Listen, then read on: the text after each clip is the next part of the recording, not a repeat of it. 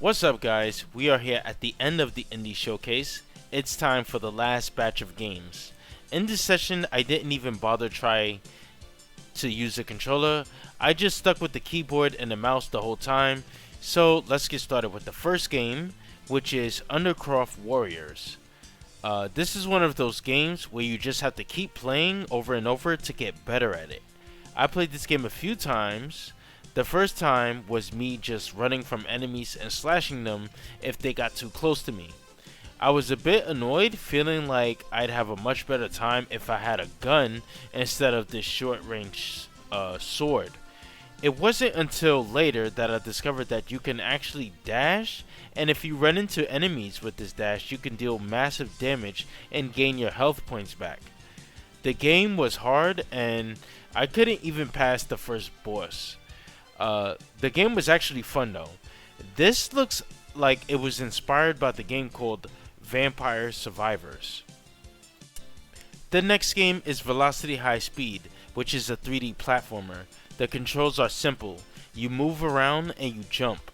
Shortly into the demo, you will pick up a magnet that you can use to pull enemies and throw them at other enemies. You can also use them to double jump. This game is basically Klonoa inspired. The controls were okay and the inputs were also responsive. It was an okay experience while using the keyboard. Vertical Collapse is a black and white pinball game with you trying to destroy this virus that's invading the computer.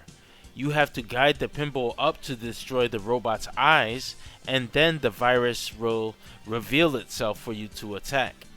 I'm not a huge fan of pinball games, so I can tell you that this game was actually done right. The fact that the game actually has an objective and a goal for you to reach makes it more interesting, so good job to the authors on this one. I recommend this. The next game is What Lies Between. This is going to get the most improved award from me. You see, I remember this game for all the wrong reasons. I played this at a previous Sage and I remember just thinking, this is one of the worst Sage games that I have ever played. I can't remember exactly why. Maybe it was like due to poor controls or something like that. Anyway, this time around it's much better. The game has controller support, I assume, from the tips that's being displayed around the stage, displaying inputs such as RB. I used a keyboard and moved around comfortably. You have a few abilities like double jump, stomp, air dash, which can all be stacked together. I was actually going to finish the stage and possibly the whole demo just because of how pleased I was with the mobility and the overall improvement of this game. However, the author decided to make it so that the one key would reset you to the beginning of the stage. The Q key is used to stomp, and they are right next to each other.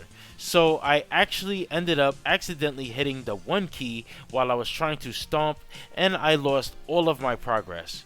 So there was no way I was going to play the stage all over again. I think the game is good this time around, so good job on this. Next is Zeropa. This is the 2D platformer that looks like it was hand drawn. It's nicely animated. You have a couple of abilities, like jumping and attacking. You can attack while in the air to air dash or gain some more height when you jump to reach higher places. The attack pattern can be a bit odd. If you attack using the attack key twice, your character will throw out a punch and then do an uppercut that will propel themselves high into the air.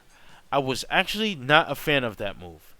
I didn't like the attack patterns at all, so I ended up just jumping over most of the enemies to avoid them altogether. The game didn't have any sound, so it must be early in development. Next is Zoops, Snow in Summer. This is like one of those games that's similar to Super Magical Drop. You grab the spears and connect them to other spears of the matching color. When 3 or more spears of the same color are connected, they will disappear and give you some points. You can hold down the spacebar to speed things up. Once you've cleared enough spears off the stage, you will reach the goal line. I'm not sure how long this game goes on for. I honestly didn't play it for too long, but the gameplay is actually fun. If you're a fan of Tetris or Super Magical Drop, then try this one out. We have reached the end of the Indie Showcase Expo. So, we are actually not done with Sage, however. So, there is still the Fan Game Expo that we have to cover, which has a lot of Sonic and Mega Man games in it. So, those are going to be exciting. We will get to that in the next session. Thank you all for watching, and I will see you later.